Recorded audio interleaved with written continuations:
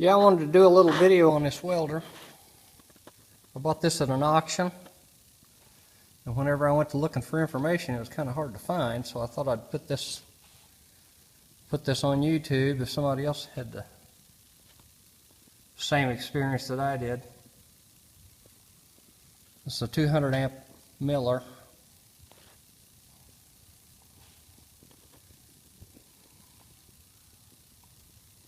I had some trouble finding information on everything on this whenever I got started with it, but eventually kind of found everything. If you need wiring diagrams, manuals, what have you for your welder, if it's something like, well, any of them I guess, Miller on their website has everything for it.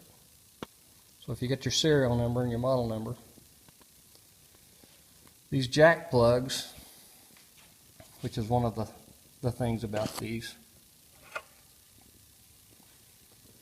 they're not hard to find, but they're expensive. And the insulators was broke off, worn out,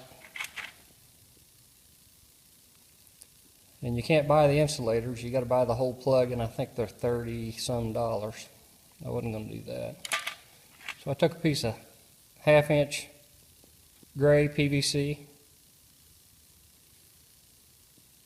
and I just took a heat gun and heated this end up and just pushed it on, and it swelled it to where it fit, then drilled a hole for the set screw, and I'm going to assume that's going to work good for nothing. I had this laying around. So anyway, this thing, it wouldn't make power. But there's the business end of the power making right there. Those 3 slip rings and the 3 brushes were filthy. So I took those 2 bolts off, and that brush holder will come back out of the way, and then I took some, I think it was 360 or something like that, and shined those rings up. Then the same thing to the brushes, took them out of the holder, cleaned them up where they had a good clean start, and everything went to working on it. That's where the big power comes out on that block right there. You can see this cord here, it's a 220. And of course all the wiring and everything like that.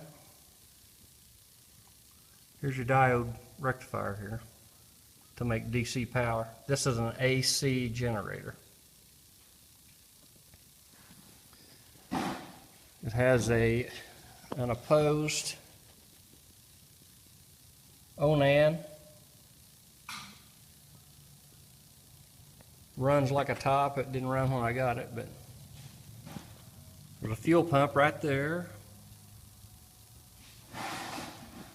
The points are in that little box right there.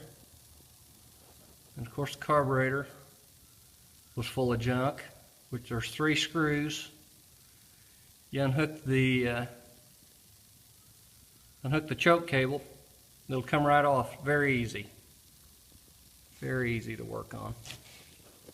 Simple. The throttle. The starter was rusted, wouldn't kick in. There wasn't no big deal on that.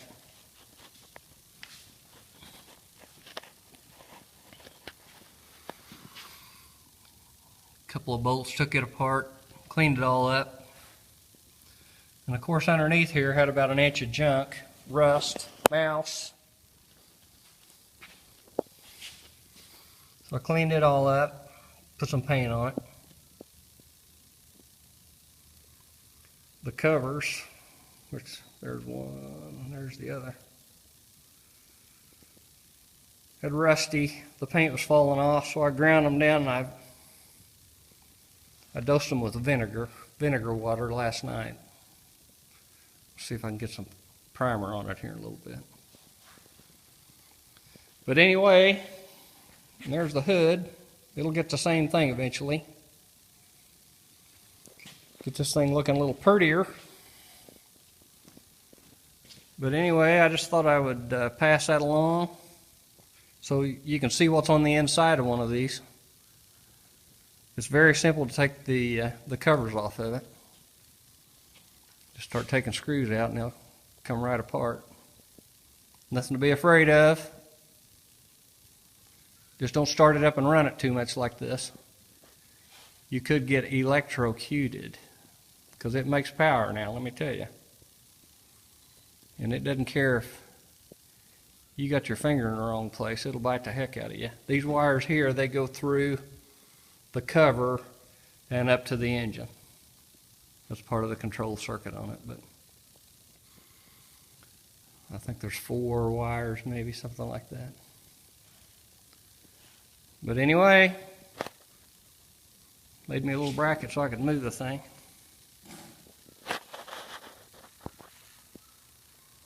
Hope it helps somebody else out.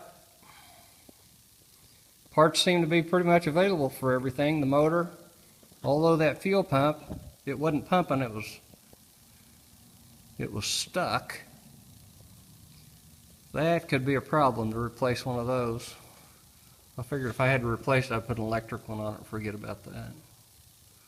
It's like $100 or something like that, if you could find one. So, anyway, that's how we roll here.